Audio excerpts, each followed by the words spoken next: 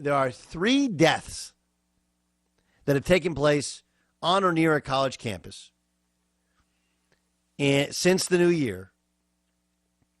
And I'm not being an alarmist. I'm being a little bit of an I told you so. And one of my favorite things to discuss before it happens is the law of unintended consequences, right? The law of unintended consequences and how it relates. So here's the 2 stories, right?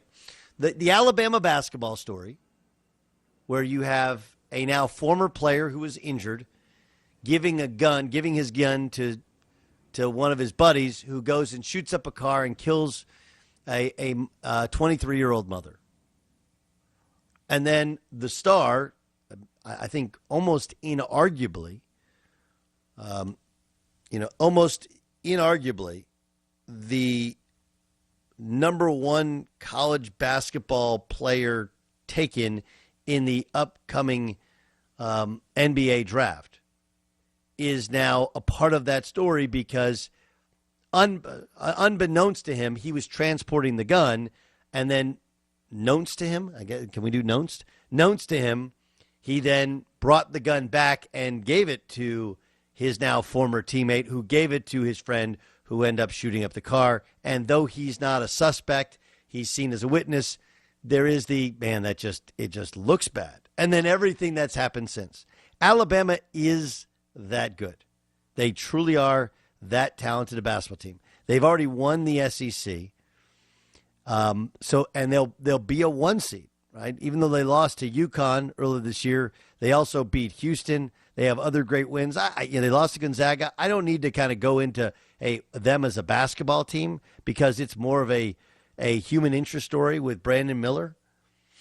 But Miller being involved, and then you have what happened at Georgia after they won the victory celebration, which led to a car accident where 2 cars were racing and were speeding around, and despite the fact that they had previously been pulled over and warned, Jalen Carter, who's driving a really fast Jeep Grand Cherokee Trackhawk, ends up being part of a fatal crash. Like, he didn't cause it, but he had been pulled over earlier in the day for going too fast, and now they have the cops saying, y'all need to slow down. All of this, believe it or not, is related to NIL. And you're like, dude, you're just a hater. That's what you'll get. You're a hater. You just hate kids getting paid. Like, no. You don't really understand anything that you're talking about if you think I'm a hater. Okay?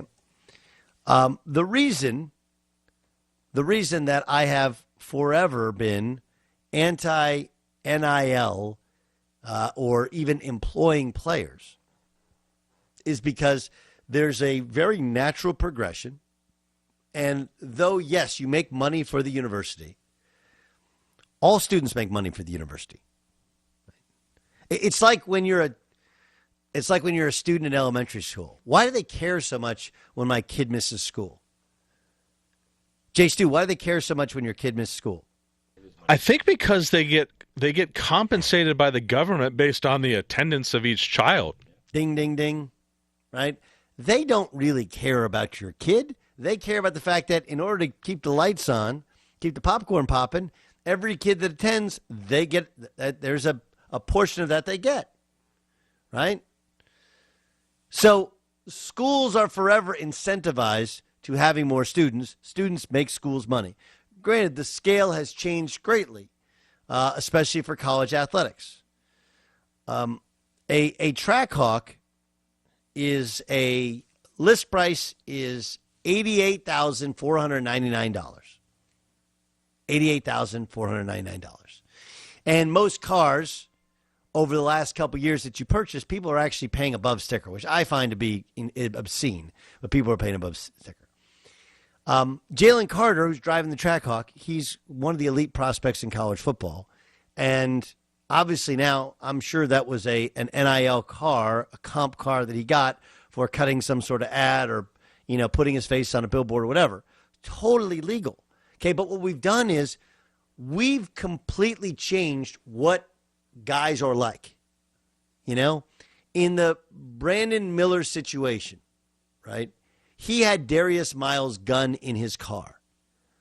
All of that is NIL related. You're like, what are you talking about? Think back to when you were in college.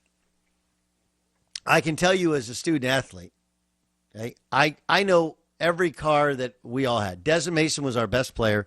He had a 1975 Chevy Nova. And when he wasn't doing as well in school as he should have, his dad brought a flat, all of a sudden there was a flatbed out behind our dorm, and they picked up the Chevy Nova, and it disappeared for a couple months, only to then reappear. Right? I had a Chevy Blazer, Everybody had, if they had a car, it wasn't a Trackhawk. And this isn't me hating on it, okay? But I believe that if it was pre-NIL, Darius Miles doesn't need a gun. He doesn't need a gun. You're like, wait, why would you need a gun? I don't know why you need a gun at school anyway, but if you think about it, most of these players now, not only do they have money in their pocket, and they have a nice car. Many of them have a nice car, but they don't, because you're almost always the first thing given to you is a car, right? Because you have a car, you don't. What are your expenses? Gas, insurance, everything else. You stay liquid. And when you don't know what you're doing with money, you hold on to cash, or people think you have money, or you buy really cool stuff, and suddenly you don't dress like the rest of the student body. You dress better than the rest of the student body. And the idea that I have cash and everybody knows I have cash leads, I believe, many college athletes that are compensated to think, I got to protect myself, so I'm going to arm myself. Additionally, why is he riding around with Brandon Miller? Brandon Miller's the best player. Brandon Miller was a top 10 recruit. Brandon Miller probably, I think he has a Dodge Challenger, right? I'm guessing it's the really nice car, and you want to roll with the dude with the really nice car. Now, guys with cars have always been, hey, we're all going to roll with our dudes. But the idea that everybody has a car, and they have brand new cars that, if you've ever driven like a track, like, again, you're not going to get a Jalen Carter and go like, hey, do you want to use Jeep Grand Cherokee Laredo with cloth seats? Like, nah, man, I'm a top 5 pick. What's the best car you got? Trackhawk. I want that. That's got an engine that I don't even know they should make Jeeps that are that fast. It's like the V8 Hemi Dodge Challenger. Like, I remember I had my first car was a 1995 Chevy Camaro Z28. It had a Corvette engine in it and it had a 6-speed shifter. And I remember, and I only got it when I got a scholarship.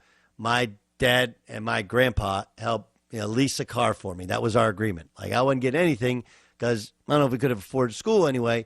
And we got a car. It was a dumb purchase in hindsight, right? I actually wanted a Grand Cherokee Laredo, believe it or not, or I wanted like a brand new Accord. And they were like, nah.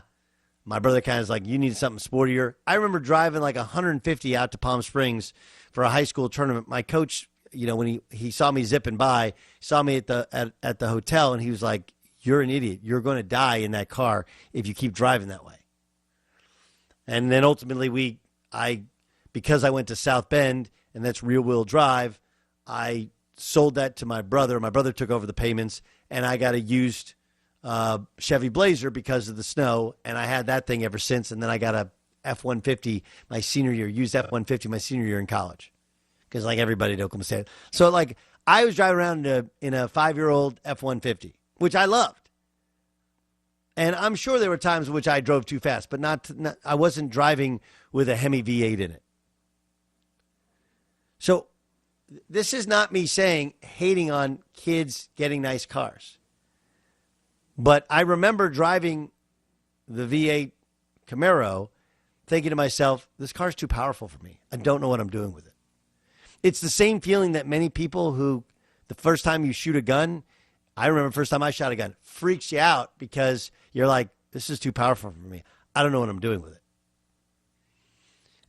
And Mike Tyson once said, you want the greatest tragedy? Give a kid from nowhere just a ton of money and never tell him no, and bad things are going to happen. And that's kind of what we're doing with NIL. We're completely diminishing the idea of an education, or we're diminishing, because of the transfer portal, the idea of playing for your school. We're incentivizing to a point which is ridiculous, playing for a university, when from birth, your attendance has made people money. Granted, the scale is a bit different in college sports now. I just think that there's a storyline there that's getting avoided, which is, on some level, this is because of the era of NIL. These weren't problems that we traditionally had to deal with. Have there been shootings on college campuses before? Yes. Have there been car accidents on college campuses before? Yes. By the way, like one of the biggest game-changing car accidents in the history of college basketball was Robert Tractor Trailer driving a Ford Explorer. I believe it overturned. Mateen Cleaves was on his visit in the car. When they ran the plates, they found out that it was Tractor Trailer's, the late Robert Tractor Trailer's grandma's car, and she was in a wheelchair. And they're like, wait, what? Turns out it was bought by a guy who was a booster of Michigan, incentivizing him to go to Michigan, and that's what brought down Michigan's program. And if Michigan's program wasn't on probation or getting ready to be put on probation, Mateen Cleaves would have gone there. Michigan State may never have happened. But the idea then was, whether you want to call it NIL or old school cheating, it was a kid driving a car where he probably wasn't ready to drive that level of car. Like, I know this, Jay Stu, you have a kid. Your first car better be used. Yep. 5 years old, you want somewhere in between a car that can be damaged and it doesn't cost you too much money to fix, but a car that runs really well because they don't know how to fix it or change the oil or do all the things immediately that they have to learn to do. And what we're doing is we're taking college athletes that I had no idea what they're doing and giving them the nicest car on the lot, and putting money in their pocket and expecting them to understand how to handle it. And their thoughts are probably, I got to protect myself. And, oh, yeah, by the way, like any dude, the reason your insurance is so high when you're 16 to 25 is because you drive too damn fast and you don't know what the hell you're doing. And we're just pouring grease on the fire.